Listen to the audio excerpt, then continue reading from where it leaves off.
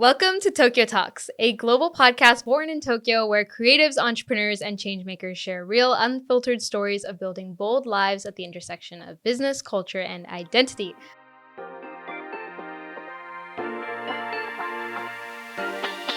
I'm your host, Ananya, and today I'm joined by our special guest, Yabatan-san. Yay! わー本当にびっくりした Oh, すごい. That's what you wanted, right? Yeah, that is exactly what we wanted. Yabatan is a Norwegian creator who took Japan by storm with his hilarious sketches and interactions about Japanese culture. Known for his mix of spot-on impressions, infectious energy going up to strangers in the street, he's built a following of over 2.5 million across social media and TV. So today we'll be talking about how he went from Norway to being one of Japan's most recognizable foreign comedians. Let's get into it. All right. So thank you so much for being here. Really Thank you. appreciate it. Oh, thanks for having me. Of course. With that, I kind of want to get started and dig into what first brought you to Japan. What brought me to Japan? Well, it's a long story, but I can make it a bit shorter. Yeah. In high school, I was watching Gaki no Tsukai. It's like a popular variety show. Yeah, do you know? I've actually never watched it. Okay, that's a shame. You should watch it. It's really good. I have heard great things about it. Yeah, it's a comedy group called Downtown. They made this. 水曜日の Downtown. Well, yeah, exactly. Okay. But this is way back in the day. Back in the before day. Okay. 水曜日の Downtown. But it's like a group of comedians that made this series called Gaki Tsukai. Gaki Tsuka. Gaki Tsuka. Yeah. And they made this series, no laughing series, where they're not allowed to laugh. Right. And they'll make jokes and like funny situations and stuff like that. This is actually a very famous concept these days in Europe. Oh, really? Maybe in America, I don't know, but at least in my country, I'm from Norway. There are many TV channels that they took this concept. Oh, wow. And made it their own. I guess it really works regardless of the country. It does. Yeah. Yeah. So in my opinion, they're geniuses. So I was watching this when I was in high school. In like what language was it translated? It was in Japanese, but it had English subtitles. Oh, like okay. it was pretty difficult to download actually. Okay. I mean, it was not like on YouTube. Right. It was like wow, you really had to find it. Yeah, you had to dig. Huh. So it took me a lot of time actually. So you had a natural kind of interest in Japanese comedy. Well, I did after watching that. Well, I was interested in comedy and like acting and stuff. I went to acting school and that was kind of like my thing. So from my childhood, I've always been on stages and like doing like parodies and singing and stuff like that. Was that just your strength or did you really like it or what? I liked it. I thought it was fun. We had like a comedy group ourselves, which was kind of funny. But we were kids. We were kids. Like, but you know, you have a natural interest that you grow into. And I guess that's why I kind of got caught by this Japanese comedy thing because I thought it was so unique. It was like something I've never seen before. Yeah. So that's what like caught my attention. Like, oh, what's this? This is cool. And I want to understand what they're saying. Like, I want to get the jokes. Right. Because, you know, when you translate Japanese to English, it's a bit different. Right. The context and stuff like that. So I was like, oh, one day I want to be able to understand these jokes. So from there, I started watching Japanese movies and, you know, listening to Japanese music. And I wanted to learn Japanese language. Wow. And so you started learning the language. And at this point, have you thought about moving to Japan or was it just kind of this... Well, after a while, yeah. I guess I was like 15 at the time. I did. I wanted 15, you started learning Japanese. Well, a little bit, yeah. Yeah. Not much, but like hiragana, katakana. Okay. And then kind of preparing to like one day go to Japan. And then I saved up money to go to Japan. And I went there when I was 19, the first time, just traveling. How was that? It was cool. It was fun. It was like, you know, the first time you come to Japan, it's amazing. Yeah, I agree. It's still amazing, but like in a different way. Like you know. Yeah, it's like brand new. Everything's so Everything's different. different, and you kind of stand out a little bit. Yeah. Like people are interested in talking to you and stuff like that. It was a lot of fun. Mm. So after that trip, I wanted to try and live here because it's different, you know. Like I wanted to see, wait, is it, if I live here, is it the same as traveling? Would I still The be in ultimate love with test. Japan? Yeah. The ultimate test. Yeah. So yeah, 3 months later, I enrolled in a Japanese language school. Oh, okay. In Norway. No, in Japan. In Japan. Yeah. Okay. Until that point, were you working? Were you in college, or what were you doing at that point? I was just working. I see. Okay. I didn't go to college. And then you were thinking about, okay, my next step, learn Japanese. Yeah. Get to Japan. Yeah. I want to try and live in Japan. That's what I was thinking. And you know, that I think that was it. It was not like, well, I guess I had in the back of my mind, I was like, I'm going to be this Japanese comedian one day. But first I got to learn the language, and I have to like see if I could live here, kind of thing. At that point, there were also many foreign comedians in Japan as well. Not many, but there were a few, like 2 or 3 people. Yeah. Were those people also like you watched them, or at the time? On TV, you mean? Yeah. Yeah, I was, every time I turned on the TV, there were always some foreigners. Wow. Yeah. But I didn't really compare myself to the foreigners that much. I see. So you genuinely saw Gaki no Tsukai, and you were like, I want to be... Yeah, I was like, I want to be like a Japanese comedian. Without... That's such like, a how can I neat explain this? Like, I wanted to be like a Japanese comedian. Like, I want to be known for... I mean, now it's Yabatan, but like my stage name, not my nationality. Yeah. So that was my goal. Like... Yeah. Like, not like a talent, gaikokujin talent. Yeah, I think when foreigners come to Japan, they get put in this box of foreigner, and then go on TV as the foreigner. Exactly. But you really wanted to be there as yourself and representing Japanese comedy. So when I went to this Japanese language school, I was living in Tokyo for 6 months. And while I was doing that, I also did like modeling jobs, which I guess every foreigner has done at some point. It's a popular route, isn't it? Yeah. I didn't like it though. I did one job and I was like, no, this is not for me. But you've been on kind of in front of a camera before. What was different? I don't know. It was just like, wear these clothes that maybe I don't like them. Like, you gotta have this type of hairstyle. You gotta look like this kind of thing. I didn't really like that. I wanted to just... No freedom. Yeah, and it was also like, it was me and like a bunch of other people. Right. And that's fine, but like, my goal is a bit different. Like, I want to stand out. Yeah. So I went to a foreign talent agency and registered and stuff, and they kept sending me like these jobs that I was not really interested in, but it was a good experience. Yeah. And I got to meet other foreigners, and I quickly realized like, okay, Japan is like really difficult to... It's very difficult to be big in Japan, actually. Like, I think many people have this image that, oh, if I just go to Asia, I stand out because I'm a foreigner. I can be famous. But it's a lot more complex than that. It's very... Yeah, it's like, it's not true.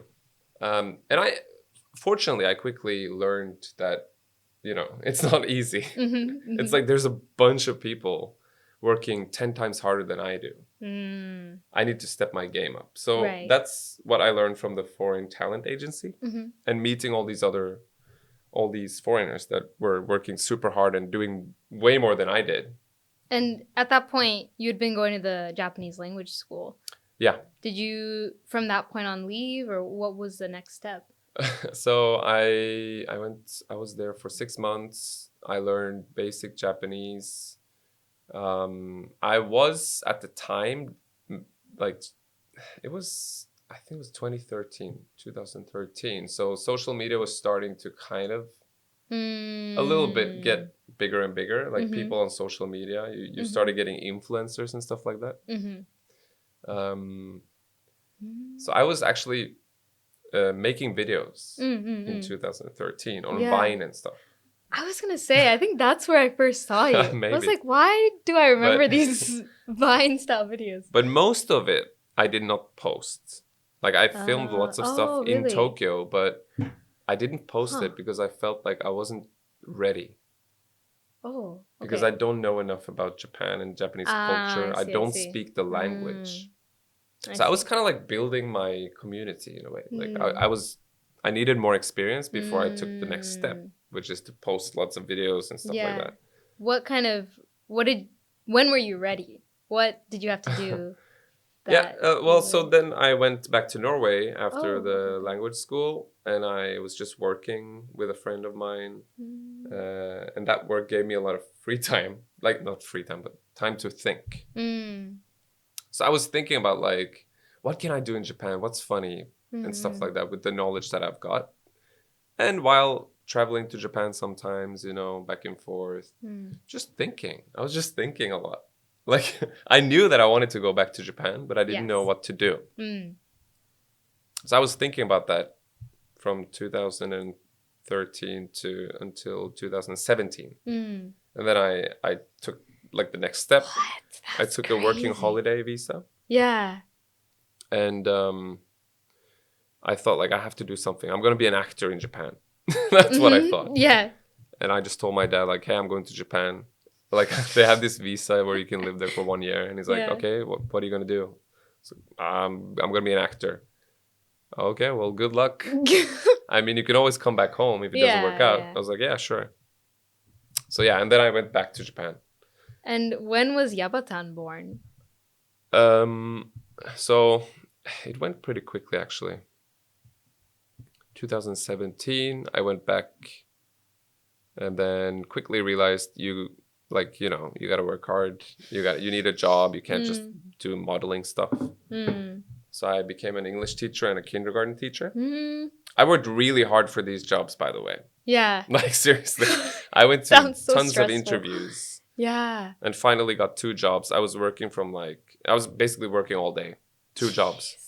And while I was doing that, I started making content. Like, I did this monomane, like parodies of foreigners speaking Japanese.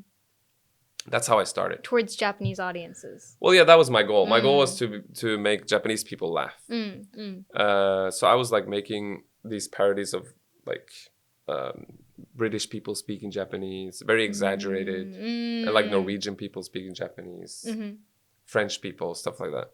Like, konnichiwa minasan, katetsumuri tabete, like this kind of thing. Yeah, yeah. And I made funny situations. So what happened was that I did these videos after my work, and then one day, it was actually maybe 6 months later, like into my visa, that I went like semi-viral in Australia on Facebook. Not in Japan. Not in Australia. Japan, in Australia. I did not know this. How did that happen? Because I made a video of an English-speaking person speaking Japanese in a suit. And the situation was that, he's an English teacher in Japan. And he's like, oh, I'm so hungry. What should I eat? And then it's like, he sees McDonald's. And it's like, oh, McDonaldo, Tabatoy. And that's the Tabatoy, which maybe some people know. And I just made this funny, like, skit. Which is, like, super foreign, stereotypical foreigner in Japan. Yeah. Like, oh, you see McDonald's, you go in, I read the menu in broken Japanese, and then the ochi, like how can I say ochi in English? Kind of the... ochi ってなんだろう? Ochi って何? We've been in Japan for too long. I know. Ochi. Punchline? Oh, the punchline. Oh my god. Wow. Punchline. Okay, that was awkward. The punchline. Yes. Was... he can't decide what to eat, so he'll just go to the hub, which is another... Hub is also a classic foreigner bar kind of thing. So that video, I uploaded to like Instagram and Facebook and everywhere. And then I think someone in Australia in like a study group or something, they shared that video and people thought it was hilarious. But they didn't know if that was actually me or if I was making fun of it. Like, they thought maybe I am like that. Gotcha. Yeah. So that video went viral in Australia, and then I started getting like followers on Facebook, lots of foreigners. Oh, interesting. Which was a lot of fun. But that wasn't your goal. My goal was to get Japanese people to watch my videos. So, but I kept making these like 1-minute videos making fun of foreigners speaking Japanese. Right. It's not only like accents. It's like I made funny like situations. Yeah, yeah. And then in December 2017, I made a French monomane, a French parody of a guy who sees illuminations in Tokyo. It's like, oh, it's amazing. Hikatteru pika pika, you know. And that video went super viral in Japan. Wow.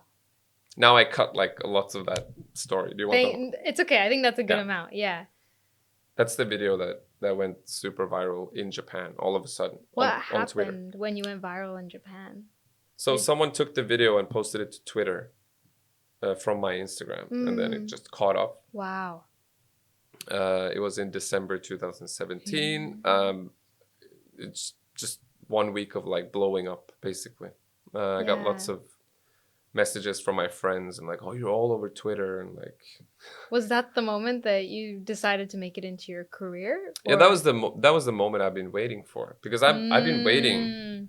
I was planning from 2013 to. You knew that. Yeah, I had many ideas. I was like, okay, now is the time for me to do all these funny ideas that I've been waiting to do. Right. So after that, I just kept posting these videos like about going to a cat cafe and like all these things. And then every time the video just kind of went viral, I guess, naturally. Because it's very easy to go viral and then disappear. Right, right. But to do that, to show up every single day is like. Yeah, I mean, I'm sure at the time I was very like nervous and confused and like, oh my God, what do you think? Who am I going to be? Because you can't control who you're going to be. The people choose who you are, kind of. Right. On the internet. Yeah. Right? So I have that was really scary. I had no control where this is going. But then I kind of kept to my plan. And that automatically became Mr. Yabatan, which became like a Japanese character. And you decided to go ahead with this character, and you were still working your 2 jobs at the same time. Yeah. I was. I remember it very well. I was like doing English teaching. Wow. And I would have lessons with people. They came in and we had like a 40-minute lesson, and then they would tell me like, oh, actually, I'm just here to see Mr. Yabatan. And I was like, thank you, but that's kind of awkward, you know? Yeah. Yeah, it went really fast, like everything. Yeah, all of a sudden. It was really weird. Is that kind of, I think with you have a very unique position where you're not only on social media, which I think is like popular right now, but you've also been on Japanese TV, you've been in that industry. And I'm curious, how did you end up there? And what's it like working in the Japanese TV industry? How I ended up there? I mean, my goal was to be on TV, actually. So you knew, yeah. I was using social media to get on TV. Like my plan from the beginning was like, oh, if I can get popular on social media, I can do anything. Yeah. Kind of. That was my plan. So that kind of naturally happened, actually. Like I mean, times have changed, obviously. This is back in 2017, 2018. There was no TikTok. Now it's very different. You know? I mean, yeah. Anyways, so I just started getting like emails and stuff like that if I wanted to be on TV. But most of those emails were like, as a foreigner, like as a Norwegian guy. Yeah. Please, like, talk about something. Norwegian culture versus Japanese. Yeah, something like that. So I was like, no, that's not what I'm doing. If I'm going on TV, it's gonna be as Yabatan. Okay. So was that possible? I was just refusing all these offers, and then suddenly like I got this cool offer from like Nittere, Nihon Terebi, and they wanted to feature me on a morning show called Sukkiri, which is a really big, really famous morning TV show in Japan. And they wanted to feature me for like 15 minutes, you know, Yabatan only. Wow. I was like, yes, hell yeah. And then we did that, and then, you know, many people watched that show. Yeah. Kind of took off from there. And then you became someone that in Japan, it's like, we all know Yabatan. Yeah, I think it was the right timing and it was a good idea. It's very like Japanese comedy, you know, it's like loud and energetic and like it's a unique way to make connections to Japanese people. So it was kind of like time for like the social media big foreign talento みたいな, I don't know. How did you build your network in Japan? Because it's pretty hard, I think, to really accomplish that for a lot of people. Yeah. It's not easy. I think for me, it happened very naturally. Like I had lots of success on social media. And actually many like famous people in Japan started to know about me and they thought I was funny. I see. So I had, in 2019, I got invited to a big variety show in Japan. Gyoretsu? Gyoretsu? I don't know if you know about that. Oh, I don't know. It's very big. It was like a 3-hour special thing. Wow. Because Uchida Ryo, which is a famous actress, she was like she is a Yabatan fan. Wow. So she invited me on the show as her like henjin, which is her like henjin? Yeah, which is like kind of like her kind of weird person that she wants to share to everyone. Yeah. And I did that TV show and we did like a skit with like the MC, like the host of the show and stuff. It was a lot of fun. Yeah. And then, after that, it just blows up. Yeah, like naturally. So I think I've had lots of things just coming to me and I got lots of work coming in, like everything, like from commercials to like event appearances. And do you believe in the right timing? Yes, I do. Yeah. Yeah, I do. I definitely do. Why was that previous time when you almost didn't do a lot of these things just yet? Why was that not the right timing? How do you decide when you're ready? Oh, that's because I guess you weren't in Japan at the time. No, that's because like my goal was so set. How can I say that? Wait, how can I say this? It was because I was so determined on my goal to do my thing, to be a Japanese comedian, that I was very like worried about the timing. I see. So you had one shot to kind of go for it. In my head, yes. You needed to wait to do that. I wanted to wait. I think that's extremely important. Because I felt like I didn't have control. Like if I become famous like tomorrow, what do I do? Like I don't have enough knowledge to make my vision come true. Yeah. So I waited and I planned. I know that many people say like, just do it. Come on, you got to jump in. I kind of agree, but at the same time, I don't. At that time, were you writing down a lot of your ideas, your jokes? Yeah. Kind of just because it sounded like the French impression, all these impressions, you kind of kept them in the back of your pocket. Like you knew what you wanted to do and then bam, you filmed them. Whereas I think, at least for me, I think of an idea and then I film it that week and then I put it out. Yeah. I don't really hold on to things, but I think you really have a winner idea when it stands the test of time. Because I still see impressions to this day. Yeah. And it's a popular thing that I think people will always enjoy.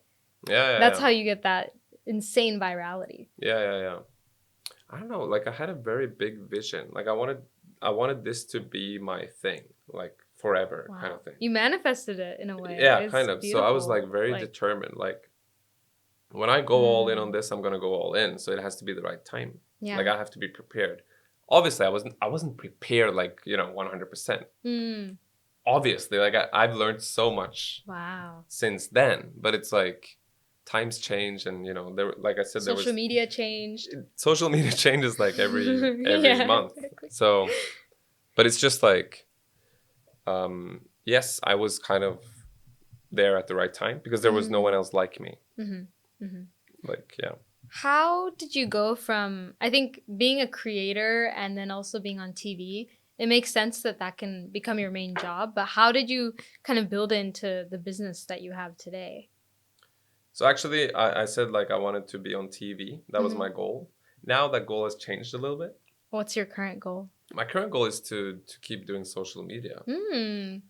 Because it's growing a lot faster than... It's growing faster than TV. Also, being on TV, I realized like a lot of it is...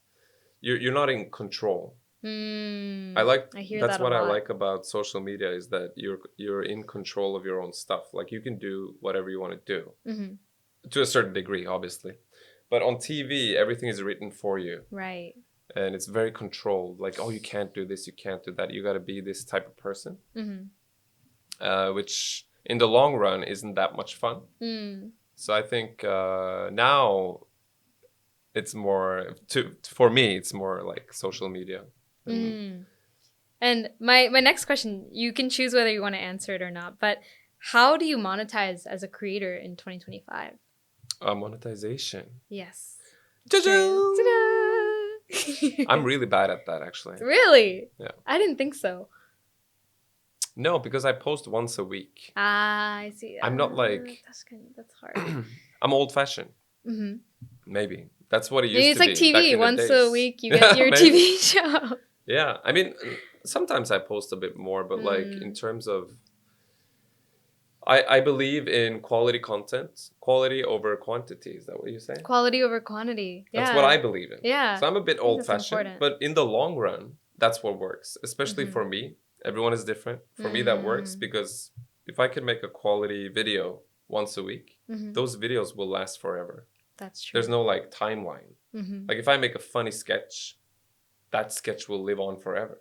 Like, you can watch the Yabatan video in like 5 or 10 years. Still be funny. And Hopefully. even if the social media changes, you can always bring that video onto that platform. Yeah. It'll still be funny. And people get tired of like all these changes. Like, we go back to the old stuff. Don't forget that. Like, That is everyone is true. wearing like old, like 80... Y2K. Yeah, like 80, Yeah. 90s pants and stuff like that. It's kind of That's similar. interesting. So I know that everyone is like, oh, AI, stuff like that. Yeah, but you never know. It always comes back. 5-10 years later, maybe you're like so sick of it. So you just want to watch some old Yabatan videos. There you go. You figured it out. Good old comedy. That's awesome. But of course, there is a balance. You can't just be like, oh, I'm just like not gonna do whatever. Like, I'm not gonna follow the technology and stuff like that. I mean, you have to a certain degree. Right. But I don't make much money from my videos, like directly. From the platforms, like social media. Same here. I make most of it from ad deals. With, I'm assuming, Japanese companies for the most part. Most part. But actually, more and more foreign companies also contact me. Oh, wow. To promote their products or services? Yeah, products in Japan, or like traveling for Japanese audiences. Oh, I see. And yeah. I mean, Japan, everyone is looking to Japan. Yeah. So right now, having knowledge about Japan, that's a good resource for foreigners. Like I did a talk show in America talking about like how to be a comedian in Japan, or like stuff like this. And do you feel like being a creator is a sustainable lifestyle or career? I mean, this is something I'm curious about too, because there's always ups and downs.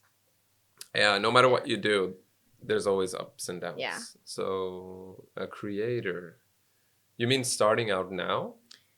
Yeah, I think a lot of people who might be watching may be considering being a creator today, and whether that's even possible. It is possible, Yeah. of course. You should always... I think so too. Yeah, it's possible. Of course, I mean... Yeah, I mean, it's still... There's a lot huge. of competition, but as long as you're being yourself and you're doing your thing, there will always be people looking to you, right?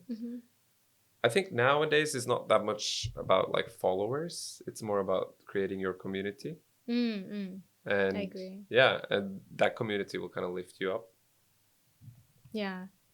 But it also depends on your goal, obviously. Yeah, that's true. What's your goal now? Oh my God.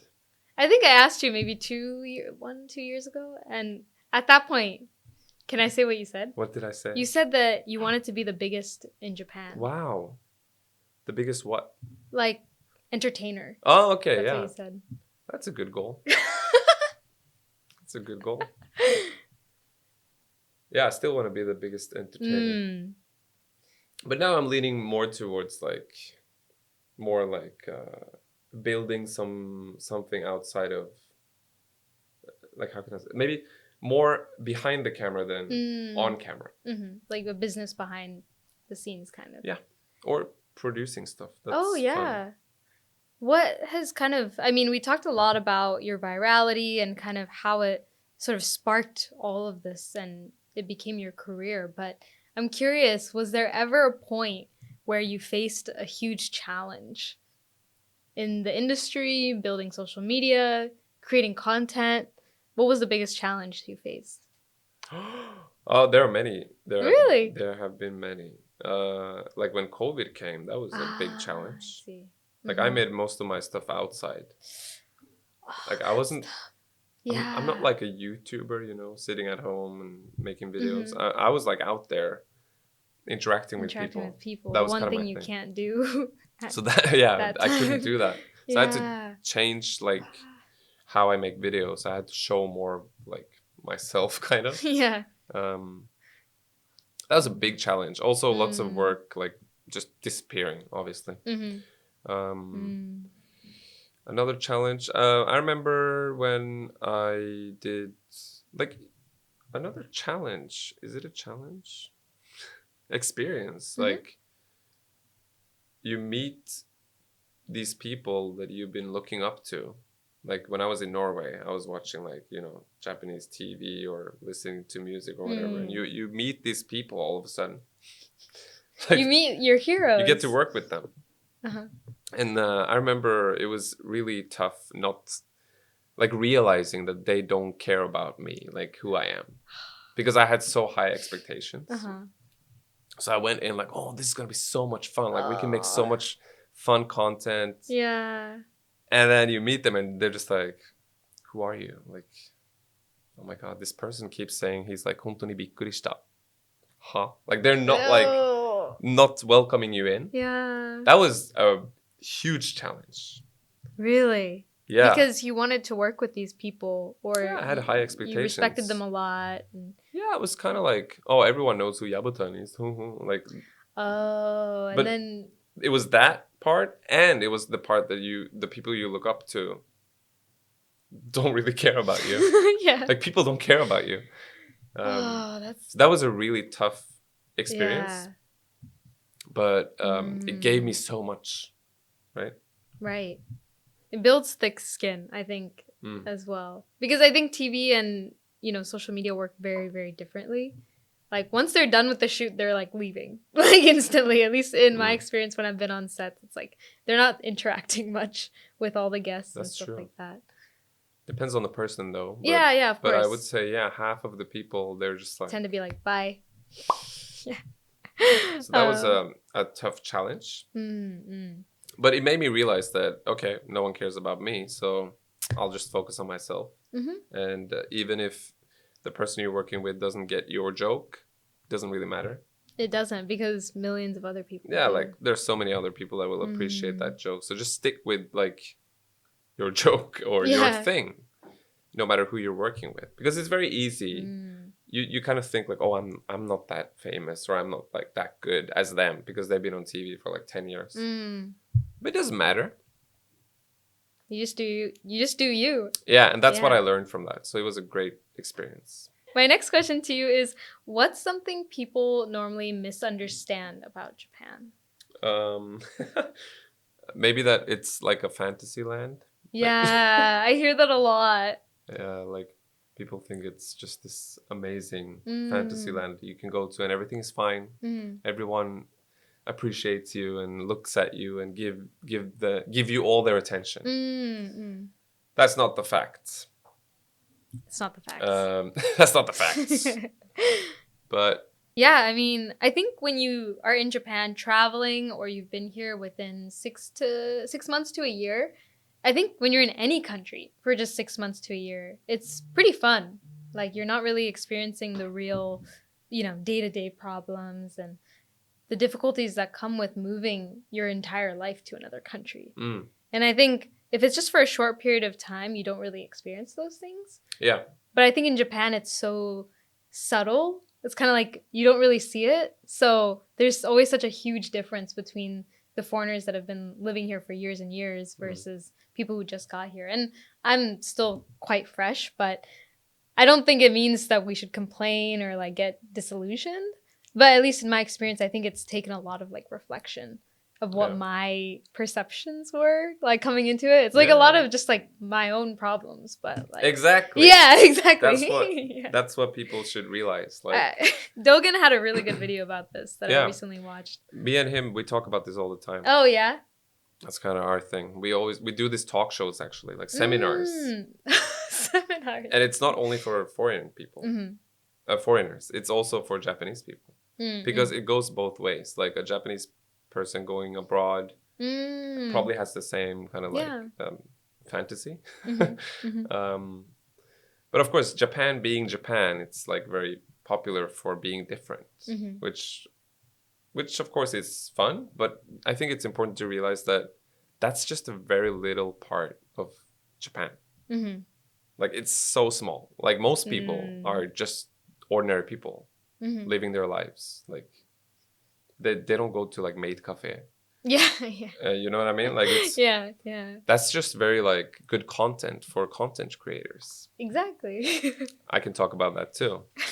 But I think it's important to realize that it's not about you. Like people don't care about you basically. Yeah. And if you're coming to, I think many people come to Japan to get validation. They want to feel validated. Yeah. And they quickly realize like that's not the reality. Like people don't really care about me. And that's why they kind of say like, oh, Japan is such a lonely place. And have you ever felt lonely in Japan though? Yeah, I probably have, but not that much. Yeah. Me neither. Not Not very that much. No, I think the thing is, people want friends and stuff, and like, oh, why no one wants to be my friend? Well, maybe you're looking for the wrong thing. Like you want to learn Japanese, but does the Japanese person you're talking to, did that person wants to teach you Japanese? Probably not, right? Yeah. I mean, yeah, they're not your teacher. No, they're just people, just ordinary people. And you got to realize, like, if you want to, I think what me and Dogen always say is that if you want to, I think a good base would be to find a hobby or something you like. Yeah. And go to like a gathering of or a class, a workshop. Yeah. Workshop, something that people with the same interests are there. And you can talk about your hobby. Or something that's related to your hobby or whatever it is. Instead of like, I'm going to make like lots of friends and they're going to teach me Japanese and I'm going to be like this amazing person. Yeah. Because that's not very realistic. Like everyone here, they're all people. And Anton actually did the same thing. He did an improv class. Yeah. In Japanese. Exactly. And for me, I've done like part-time jobs where I had to speak Japanese in America, or just like school. Like that's how I made my friends. And it's not, we were just studying for classes together, but in Japanese. Exactly. You know what I mean? Like there was like a clear focus. Yeah. And then that was just like a plus. Yeah. Yeah.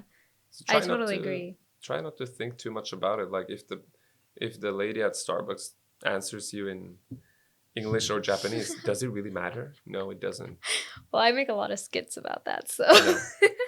Now I'm trying to be serious. Yeah. Okay. All right, so I think we gotta wrap up soon. Did you have anything else you wanted to add? No. Okay. My final question to you is, what is the best piece of advice that you've ever received? Advice? Yes. Oh my God. Or if you have advice to the viewers, anyone who's watching who wants to build a career in Japan, comedy, entertainer. Well, I mean, or something you love. It's like I said, like, don't rush into things. Take a little bit of time. Think about what you want to do. Like, try to imagine, can I do this in 10 years? Can I do this for the rest of my life? Or, you know, you don't have to, but like, try to imagine if you can. And think about, do I have the knowledge it takes to build this thing? I like that a lot. Yeah. It's very different from the advice that people normally give nowadays. Yeah, I mean, now it's all about like, just do it, go quickly. Okay, if it doesn't work, do the next thing. Like, but that's easy for that person to say. Yeah. If they were successful doing it, but most people, they will not be successful doing that. So most people these days, that's also a social media thing. They will say things that benefits themselves. That was good. I don't like. I think whether it's Japanese learning or anything, consistency. Like, are you really willing to sit there and do something for 10 years? Yeah. And become a master at it. Exactly. In some way. I think it's not something you can just do in 2 years. No. It takes a lot of time. Yeah, it takes a lot of time. Well, thank you so much. That was amazing. I think, like, not all ideas needs to be, like, made a reality. You can have many ideas and then pick some of them and think about them. And there was like a study done by Stanford for like more business ideas, but they were saying how many ideas do you need to get a good one? And they actually found the number. It was 2,000. Really? Yeah. Oh my god. If I quoted this correctly, but yeah, that's. I was like, yeah, you need to exactly get a lot of ideas out there. Exactly. But yeah, like it was amazing having you today on the podcast. Thank you. Appreciate all the insight that you were able to give, and truly just inspiring hearing, because there's not many people that have made it into that TV industry, have such a huge background in Japan, and I just genuinely enjoyed it. So. Thank you. Yatta! Yatta! Arigato! Thank you guys for listening to Tokyo Talks. And if this conversation inspired you or made you reflect in any way, please share it with a friend, subscribe, and follow so we can keep sharing more. And I'll see you guys soon. Bye! Mata ne!